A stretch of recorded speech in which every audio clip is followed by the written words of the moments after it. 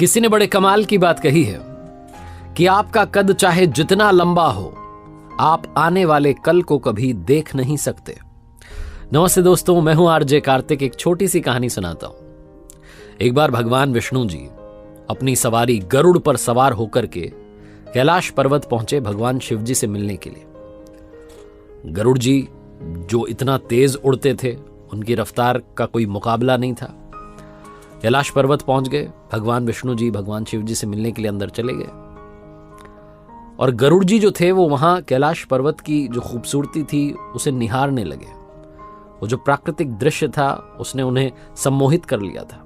वो देख रहे थे कि कितनी सुंदर जगह पर भगवान शंकर जी रहते हैं। तभी उनकी नजर एक छोटी सी चिड़िया पर पड़ी, रंग बिरंगी चिड़िया, छोटी सी प्यारी सी। और उसे देख करके गरुड़ जी सोचने लगे कि ईश्वर ने कितनी खूबसूरत चिड़िया बनाई है, कितनी सुंदर पक्षी ये बनाया है, बहुत ही खूबसूरत है।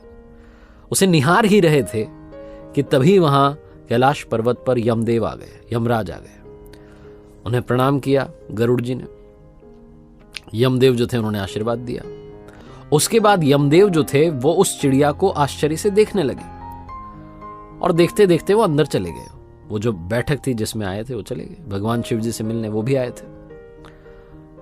अब जब वो अंदर चले गए तो गरुड़ जी को चिंता सताने लगी कि यमदेव ने उस छोटी चिड़िया को इतना आश्चर्य से देखा, इसका मतलब उस चिड़िया का समय आ गया है, अंत समय आ गया है। और जब यमदेव यहां से निकलेंगे बाहर तो उसे अपने साथ लेकर के चले जाएंगे। मुझे इस चिड़िया को बचाना होगा। यही थॉट लेकर के गरुड़ जी सोचने लगे क्या करूं। उनके मन में एक विचार आया। वो पंजे में उन्होंने उस छोटी सी चिड़िया को दबाया और कैलाश पर्वत से उड़ गए। हजारों कोस दूर आ गए वहां से। जैसा मैंने बताया कि रफ्तार बहुत तेज, गति बहुत तेज। जंगल में सुनसान जगह पर चट्टान पर जाकर के उस चिड़िया को बैठा दिया और ईश्वर से कहने लगे कि अब आप संभाल लेना। गरुड़ जी को लग रहा था कि भाई यहां तो सुरक्षित हो गई, कोई दिक्कत नहीं है, मेरा काम हो गया। फटाफट से वापस वहां से उड़े और कैलाश पर्वत पहुंच गए। कैलाश पर्वत पर जब पहुंच गए तो गरुड़ जी अब शांति से कैलाश पर्वत को निहार रहे थे। उन्हें लग रहा था अब मैंने अपना जो कर्तव्य है वो निभा दिया है। तभी वो जो बैठक थी वो खत्म हुई। यमदेव बाहर निकले। जैसे ही यमदेव बाहर निकले, यमराज को फिर से गरुड़ जी ने प्रणाम किया और पूछने लगे कि एक बात मुझे बताइए, वो जब आप अंदर जा रहे थे आप एक छोटी सी चिड़िया को, रंग बिरंगी चिड़िया बैठी थी, उसको आश्चर्य से देख क्यों रहे थे? यमदेव ने कहा कि मैं उसको इसलिए आश्चर्य से देख रहा था, उसे देखते ही मुझे ज्ञात हुआ कि इस चिड़िया का अंत समय आ गया है, लेकिन इसकी मृत्यु यहां कैलाश पर्वत पर नहीं होगी।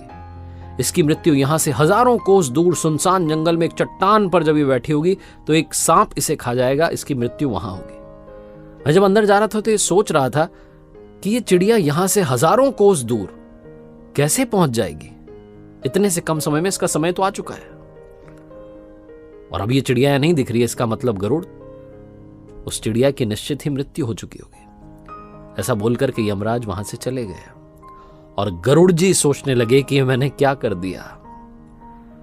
मैं खुद उस चिड़िया को वहां जंगल में छोड़ आया जहां अब तक सांप उसे खा चुका होगा, उसकी मृत्यु हो चुकी होगी।